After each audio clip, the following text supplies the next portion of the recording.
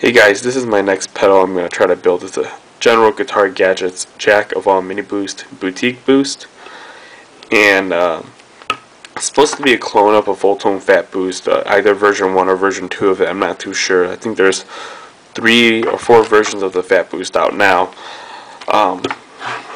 Well, here's the enclosure.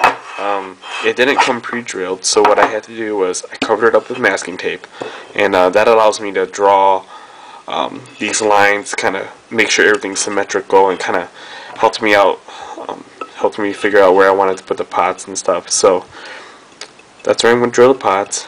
LED switch, input 9 volts, and that's going to be the output.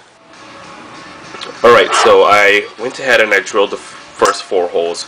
I drilled the pots in first and the switch, and the reason why I did that was because I didn't want to drill all the holes and then realize there wasn't enough space for the LED, or that the jacks are too close to these pots or something like that. So I did that. I put in these 4 components, and you know, I just wanted to make sure that, you know, I'm doing everything right so far. So like, there's plenty of space for the battery. You know, LED is going to go here, the 2 jacks are going to go here. There should be plenty of space for the jacks, and then the 9 volt DC jack is going to go here. It might be a little tight, but there should be plenty of room there. If not, I'll have to probably buy a different 9 volt jack. You know, but everything went fine except for this pot. It's just a little lower than I would like. But, you know, for my first time drilling an enclosure, this isn't too bad of a job.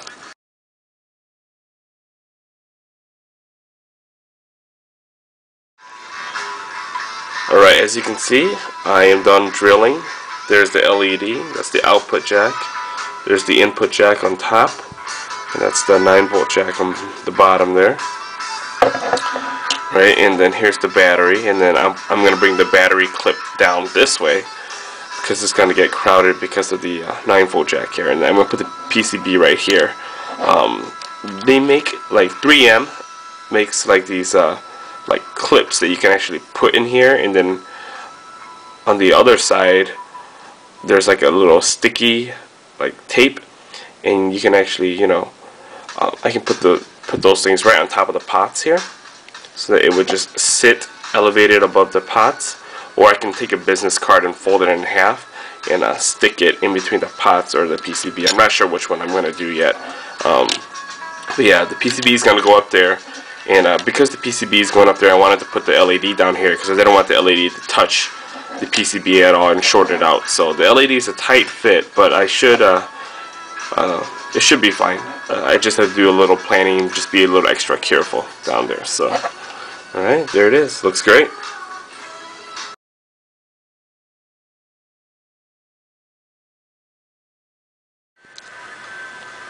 So here's the board. I'm ready to start assembling it. I got all my parts in. They're kind of scattered all over the desk. Got my tools here. Lots of solder, soldering iron, some flux, music. There's the enclosure right there, and then here's the layout. Okay, so here's the PCB with the resistors in. There's only 5 of them, which makes it easy. I haven't soldered them in yet. I just put them in and I bent the legs back to make sure that they stay in place. So we're gonna solder them in and clip off the legs now. Okay, so I put in the 5 resistors. They're all soldered in, and with one of the legs of the resistors I made a jumper as well. Right here, you can see it's blurry, but you can see it now. And so I also marked everything off on my layout here. So next I'm going to put in the resistors. Okay, so I ran into a little problem, but let me show you what I got in there so far. I got 2 caps, right, the 2 big old black and blue things, and I got a jumper put in right there, right here. I ran into an issue with these 2 caps, well, these 3 caps, but these 2 caps right here, according to the schematic here, let's see, let me see if I can show you in the build materials. right there it says cap 3 is a 0.22. On the schematic it says cap 3 is a 0.22, but in the bill of materials it says cap 3 0.047, and the 0.22 is actually a cap 7. So I'm not too sure which one I'm supposed to follow. I want to say I should follow the schematic, because the schematic matches the layout, and maybe they messed up on the bill of materials. Plus, you know, when it comes to schematics, people tend to spend more time on the schematic than the bill of materials. And the problem I ran with this other cap right here is that it goes, maybe you guys can see it, it's supposed to go right here, but as you can see there's 3 holes there. So I'm not sure which of the 2 holes it's supposed to go into. But if I flip it over, let's see if I can show you guys. I don't know if you guys can see it, but then the first 2 holes are actually connected on the PCB board, and the 3rd hole is not connected. So I'm thinking that that cap is supposed to go in the 2nd and the 3rd hole to connect that point together. And since this hole's already kind of connected on the PCB board, I'm not sure if I'm supposed to put in a jumper there or not. So I ran into an issue with these 3 caps, so I'm going to hop on the forums to see what I can find. Okay, so I decided to follow the schematic and the layouts and not follow the PCB board. And the reason why I decided to do that was because I trust schematics more than PCB boards.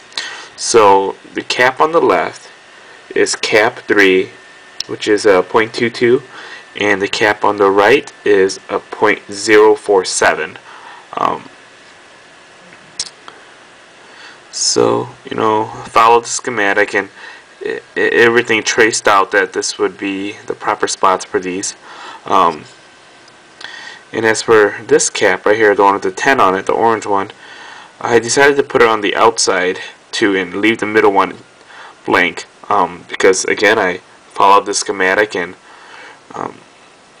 to the left and right of that open hole, to the right is the ground, and to the left it connects to a diode. So I am assuming that since the open hole in the soldering joint to the left are already connected on the PCB board, that they would naturally connect to each other, and that I wanted to put a jumper in there. But again, just tracing the schematic, I think this is correct. We'll see once the pedal is done.